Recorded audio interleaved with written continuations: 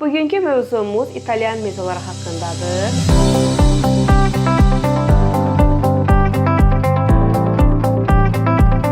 Son zamanların kosmetik ginekologiyada ən çox istifadə olunan prosedurlarındandır. İtalyan mezolarını biz pasientlərə nə zaman təyin edirik? Bu kosmetoloji prosedur o xanımlara təyin edilir ki, pasientin genital bölgədə qaralmaları, dəridə qırışlar, deformasiyalar, quruluq, həssaslıq kimi problemləri var.